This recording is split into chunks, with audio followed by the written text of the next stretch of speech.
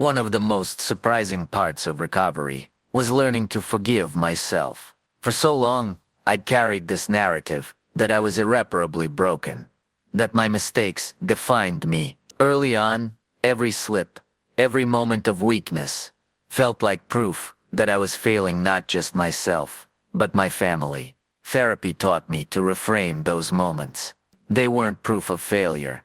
They were opportunities to learn.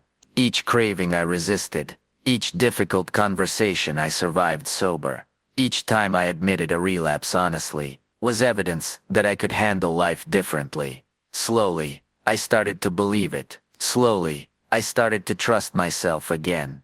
I also started setting small achievable goals, outside of sobriety. Going to the gym 3 times a week, cooking dinner for my family without distractions, or simply spending an uninterrupted hour with my kid, became milestones. They weren't glamorous, but they were proof that I was rebuilding my life in ways that mattered. Every time I noticed a positive change, a hug, a laugh, a shared story, I felt a flicker of hope. It wasn't instant redemption. It was slow, uneven progress. But for the first time in a long while, I felt like I was moving towards something. Not just running from something. Temptation didn't vanish. It just evolved. Holidays, celebrations, stressful workdays, they all became tests of how far I'd come. Some days were manageable. Others felt like walking a tightrope over a chasm I couldn't see the bottom of. I had to develop strategies. I learned to plan ahead. If I knew there would be alcohol at an event, I'd bring a non-alcoholic alternative, line up an accountability buddy, or practice polite ways to refuse. I also learned the power of pause. When the urge hit, I didn't act immediately. I gave myself 5, 10, sometimes 30 minutes to step back, breathe, and check in with why I wanted to drink. More often than not, the craving passed. One of the hardest lessons was that pride can be dangerous. Thinking I've got this now, I don't need help, was often the precursor to relapse. Humility, acknowledging that I still needed support, even after months of sobriety, was essential. I had to remind myself constantly that addiction isn't a past chapter. It's a condition I manage every day. Even with setbacks, I started seeing patterns in my triggers and responses. Recognizing them before they spiraled became empowering. I began to trust that I could navigate life sober, even when it was uncomfortable or painful. And every day, I made that choice. My family could see that I was serious about changing, not just saying it, but proving it. Support from loved ones became the backbone of my recovery. My wife, who had every reason to walk away, chose instead to stay and hold space for me. She didn't enable my struggles, but she celebrated the small victories with me, like going a week without drinking, showing up to a family event, sober, or having a difficult conversation, without shutting down. Those acknowledgments mattered more than I could have imagined. My child became both a motivator and a mirror. Their trust wasn't given freely. I had to earn it back, bit by bit. Every time I followed through on a promise, showed up when I said I would, or simply listened without distraction, I saw their skepticism soften. Those small glimmers of regained trust fueled my determination. On the days I wanted to give up, friends who stayed in my life shifted their roles. Some became accountability partners, checking in when they sensed I was struggling. Others joined me in sober activities, hikes, game nights, dinners, showing me that life without alcohol wasn't a void. It could be rich and fulfilling. The reality hit me hard. I wasn't recovering in isolation. I wasn't just saving myself. I was rebuilding the web of relationships that my addiction had frayed. And while it was exhausting, it was also deeply motivating. Every moment of support reminded me why staying sober was worth fighting for. The first real signs of progress were subtle, almost invisible to anyone but me. I noticed I wasn't checking the clock constantly, counting down the hours until I could drink. I started enjoying small moments again. Morning coffee with my kid, an evening walk with my wife, laughing at something silly on TV, without needing a drink to feel amused. Work became less stressful in a different way. I was still dealing with deadlines and pressure, but I was present. I noticed colleagues' jokes, participated in meetings without zoning out, and even started mentoring a younger coworker. These weren't grand victories, but they were proof that sobriety was giving me space to engage with life, rather than escape from it. Family life began to feel safer, warmer, and more predictable. My wife and I could have conversations without the lurking fear that alcohol would cause me to snap or shut down. We started planning things together again, setting small goals for weekends, meals, and family time. The trust that had been fractured began to mend in tiny, deliberate steps. I realized that progress wasn't about perfection. It was about showing up consistently, even when I was tired, stressed, or scared. Every day I stayed sober. Every moment I chose honesty over hiding was a small victory, one that added up faster than I expected. There were still setbacks. Some were minor, a fleeting urge, a stressful day, a moment of doubt. Others were heavier, like an argument that triggered old coping patterns, or a social event where everyone else drank. Each time I had to remind myself that recovery isn't linear. It isn't a straight climb. It's a winding path, with peaks and valleys.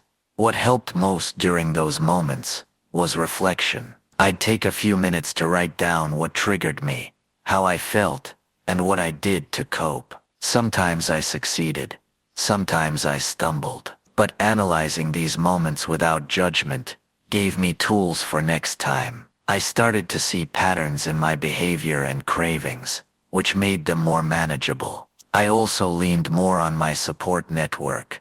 I learned to call my counselor, my accountability buddy, or my wife before acting on impulses. Asking for help wasn't a sign of weakness. It was part of my strategy to stay sober. Each time I reached out instead of giving in, it reinforced that I could navigate life without alcohol, even when it was uncomfortable. Gradually I noticed a shift in how I felt about myself. I wasn't defined by my addiction anymore. I was defined by my efforts to change, my willingness to face discomfort, and my commitment to rebuild my family's trust. That realization became a powerful motivator when the cravings and doubts inevitably returned. One of the most meaningful changes was how I started to view my emotions. For years, alcohol had been my way of numbing every uncomfortable feeling: anger, sadness, fear, even joy sometimes. Sobriety forced me to feel fully, without shortcuts or crutches. At first it was overwhelming. I'd sit in my car after work, or on the couch late at night, and feel waves of frustration or anxiety that I didn't know how to process. The instinct to reach for a drink was strong, but I began using other tools: journaling, deep breathing, talking to my support network, or going for a walk. Each time I resisted, I learned a little more about how to live with my emotions without letting them control me. This emotional awareness changed my relationships too.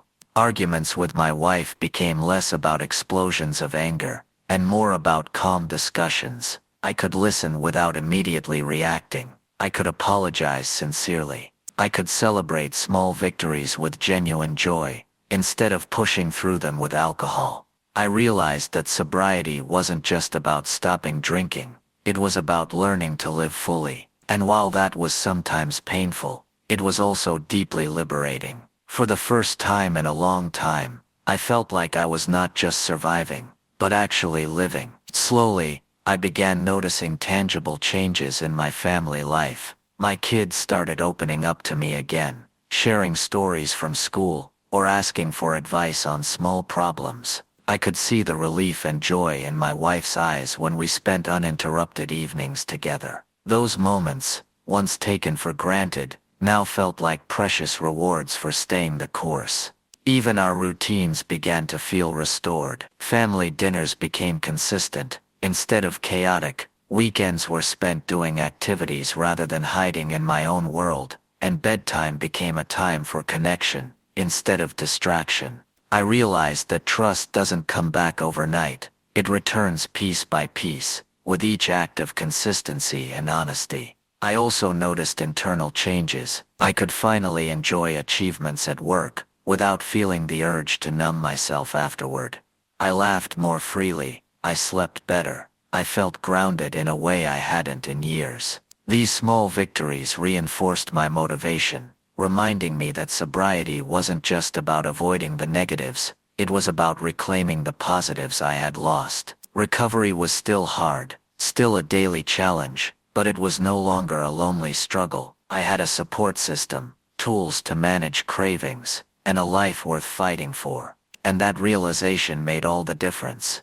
By now, I had begun to understand that my journey wasn't just about me, it was about the ripple effect my sobriety had on everyone around me. My wife could trust me again, my kid could count on me, and my friends saw that change was possible. That responsibility was heavy at times, but it became a source of strength. I started celebrating small milestones, 30 days sober, 3 months sober, 6 months. Each one felt monumental, not because they were numbers, but because they symbolized consistency, effort, and proof that I could stick to my commitments. I shared these milestones with my support group, who celebrated them with me, and with my family, who were seeing the difference firsthand. I also became more proactive in maintaining my recovery. I planned my days to minimize triggers, stayed engaged with therapy and group meetings, and practiced daily self-reflection. I learned that recovery wasn't a one-time effort, it was an ongoing process that required vigilance, honesty, and humility. These efforts slowly started to pay off. Arguments were less frequent and less intense. My presence at home felt genuine, rather than obligatory. The simple act of being reliable, showing up sober, emotionally present, and engaged, began to rebuild the foundation that addiction had eroded. And with every small victory, my hope grew stronger. Even with progress, fear never completely disappeared. I still worried about relapse, about letting my family down, or about losing the trust I had fought so hard to rebuild. Some days that fear was heavy enough to make me question whether I was strong enough. But over time, I learned to treat fear not as a warning to stop, but as a signal to pay attention, to check in with myself, reach out for support, and take deliberate action. I also discovered the power of routine. Morning walks, journaling, and weekly check-ins with my counselor became anchors that helped me stay grounded. These practices didn't make cravings disappear, but they gave me the space and clarity to make conscious choices, instead of reacting impulsively. One of the most profound lessons was learning to accept imperfection. I am still human, and I still have moments of doubt, anxiety, or irritability. Sobriety doesn't make life perfect, it just equips me to handle it better. Accepting that allowed me to stop punishing myself for small mistakes and focus on consistent effort instead. Gradually, I began noticing subtle but meaningful changes in my family. My wife laughed more freely around me, my kids sought me out for advice and comfort. These moments weren't dramatic, they were small quiet proofs that recovery wasn't just about abstaining from alcohol, but about rebuilding a life worth living. I started to recognize the importance of celebrating progress, no matter how small. Early on, I would only focus on failures, or what I hadn't achieved yet. But over time, I realized that even small victories, attending a social event sober, having an honest conversation, keeping a promise, were monumental steps in rebuilding my life. A week of consistent sobriety felt as significant as a year because it reinforced the habit of showing up. Support remained crucial. My wife became more of a partner in my recovery, rather than just an observer. Friends who stayed connected were no longer just companions, they were accountability anchors. Hearing stories from others in my support group reminded me that I wasn't alone in struggles, relapses, or doubts. Their experiences became both warnings and inspirations. I also embraced the idea of self-compassion. Addiction thrives on shame and guilt, so learning to treat myself kindly, while still holding myself accountable, was transformative. Mistakes weren't failures, they were lessons, opportunities to strengthen coping strategies, and reinforce commitment. Through this, I began to notice that the fog of shame, anxiety, and fear that had defined so much of my life was lifting. I could finally see the possibility of a future built on trust, presence, and honesty, a life I had almost lost but was now actively reclaiming. One of the most rewarding parts of this journey has been seeing the changes reflected back from my family. My wife's cautious hope became genuine confidence in me. My kids' trust returned, often in little ways, a hug, a shared joke, or asking me to read them a story, without distraction. These moments, which I might have taken for granted before, now feel like victories I've earned every day. I also began to envision a life beyond just staying sober.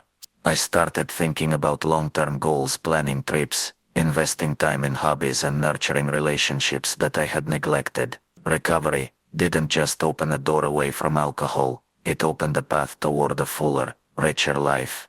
At the same time, I've learned to remain vigilant. Addiction doesn't vanish, it changes form. It can show up as complacency, stress, or even overconfidence, but I've learned that staying connected to support, being honest about my feelings, and committing to daily practices helps me navigate these challenges without slipping back into old habits. Each day sober, each conversation filled with honesty, each act of presence with my family reinforces that I am not defined by my past mistakes. I am defined by my choices now, and that realization keeps me moving forward. Recovery has taught me that progress is rarely dramatic, but it is undeniable. The small consistent choices, showing up, asking for help, resisting temptation, being honest, add up over time. The cumulative effect is profound. My relationships have improved, my self-respect has returned, and my life feels more manageable and meaningful than it has in years. I've learned to celebrate the quiet victories as much as the obvious ones, making it through a stressful day sober, handling conflict calmly, or simply enjoying a family meal without distraction, are milestones in their own right. They remind me that change isn't a single moment, but a series of intentional decisions, day after day. Most importantly, I've discovered the power of hope.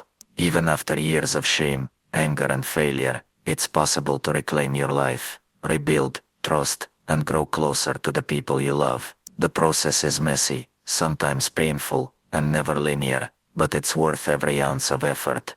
If there's one thing I want anyone struggling to know, you are not defined by your addiction. You are defined by your willingness to fight for a better life, one day at a time. So here I am, still a work in progress, still learning, still facing challenges, but sober, present, and committed. I'm not cured, and I don't think I ever will be. Addiction is a part of my story, but it doesn't have to control my future. To anyone reading this who is struggling, it's okay to be scared, it's okay to stumble. What matters is that you keep showing up, for yourself and for the people who depend on you. Reach out for help, accept support, be honest with yourself and others. Every small choice to stay sober is a victory, even if it doesn't feel like it in the moment. Rebuilding trust takes time, patience, and humility. There will be setbacks, moments of doubt, and days when it feels impossible, but every act of honesty, presence, and care chips away at the damage, slowly creating a life that's richer, fuller, and worth living. I'm sharing my story, not because it's perfect, but because it's real. Change is possible, recovery is possible, and life, truly living it, is possible, one sober day at a time.